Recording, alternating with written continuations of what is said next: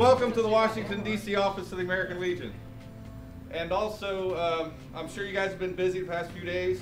One, getting to know each other, trying to understand what you're going to be doing while you're here this week. I've heard you've been pretty successful in your operations so far. So I'm hoping that your time here today, you'll understand a little bit better about what we do here at the American Legion. But would you say the VA hospital system is increasing or decreasing in just usage across the country? The Legion had an active interest last year. We testified on mental health, and we said that the staffing levels were low, that there was wait times to get in for care. I can't remember which speaker spoke about it, but there was something about how you guys are trying to increase benefits for people that have been discharged other than honorably. Would you care to bring up a few examples, please? We have 3 people who work with each of the services.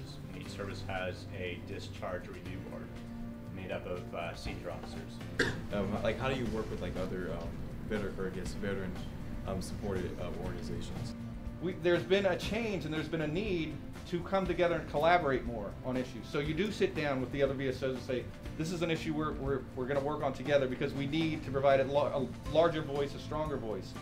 I'm very fortunate to have 285 employees of the same caliber as the 10 or so that you heard from this morning.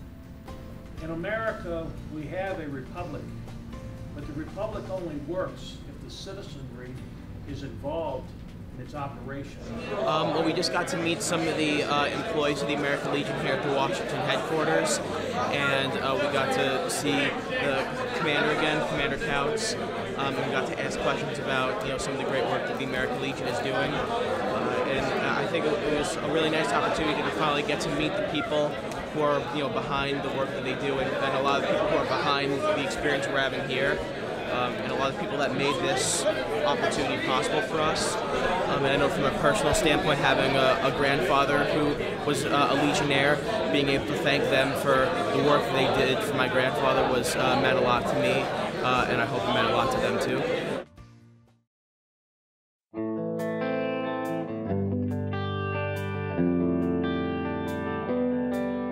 In the Bill of Rights, it clearly says that a government cannot go and do a search and seizure without probable cause. I understand why they were doing it. They were trying to protect us. There was not ill intent. They were trying to make sure we were safe. However, until they set up a system where they can have a warrant with probable cause, I will not accept the system they currently have. We are finally climbing out of that. Right now, we are in a really delicate situation where we're still climbing and we still have progress to go. Our groundwork is not safe yet. So I propose to keep our economy growing and wait on the debt crisis for a couple years, address it in a couple years, but let our economy gain strength right now. In short, I would say the answer to that question is yes. And you don't have to go very far back. Literally a month and a half ago, Supreme Court had that headline day where they released about four press releases at one time. And one of the releases said that they were going to repeal 2 stipulations of the Voting Rights Act of 1965. Now, those stipulations had been active and healthy for a good amount of time, but had been active recently.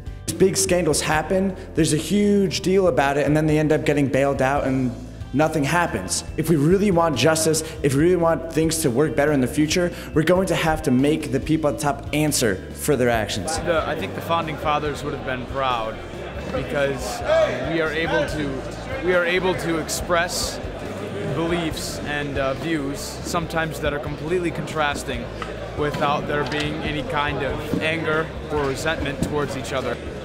I thought that in the vice presidential debates they had very similar views on a lot of issues, and that's good that they're so agreeable, but I thought that there was a good discussion and discourse in the presidential debates, and I very strongly believe that the Federalist Party was well represented. And I will gladly cast my vote for Senator Toke. And I would like to cast my vote for Senator Josh Toke. I'm casting my vote for Toke. And I'll be casting my vote for Senator Simeon Taranto. I will be casting my vote for Senator Toke. I cast my vote for Senator Taranto. And we both vote for Senator Simeon Taranto. Senator Taranto. For Senator Taranto. And I would like to vote for Senator Simeon Taranto. And I'd like to cast my vote for Senator Taranto. Senator Toke. For Simeon Taranto. I would like to cast my vote tonight for Senator Toke. I'd like to cast my vote for Senator Simeon Taranto. For the Honorable Senator Taranto. I'll be casting my vote for Simeon Taranto. I'd like to cast my vote for Senator Toke. Senator Taranto. To Senator Simeon Taranto. The Honorable Senator from California, Senator Joshua Toke. For Simeon Taranto.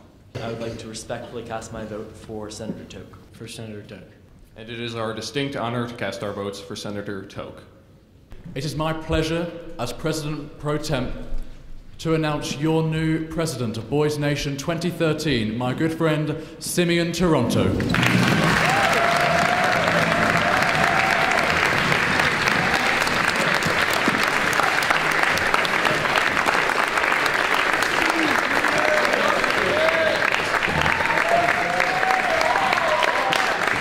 I can't lie to you and say I wasn't nervous. I had the butterflies, but running against such an excellent man as Senator Toke, the nerves weren't there as much because I knew that whoever would win, it would serve Boys Nation proud, and it was an honor to run against him.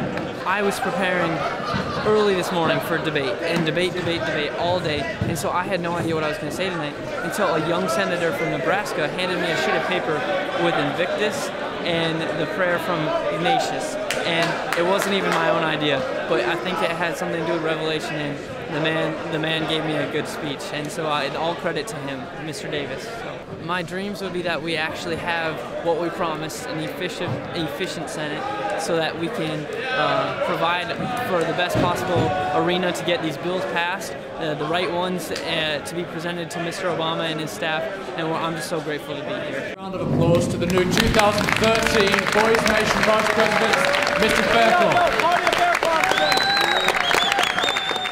This is the 2013 Boys Nation Senate, you know, and there will never be another 2013 Boys Nation Senate. And this is all, it's like that feeling you get when you graduate from Boys State and you see everybody and, you know, you'd shed a tear because it's not going to happen again, except this is on a national scale with incredibly impressive young men.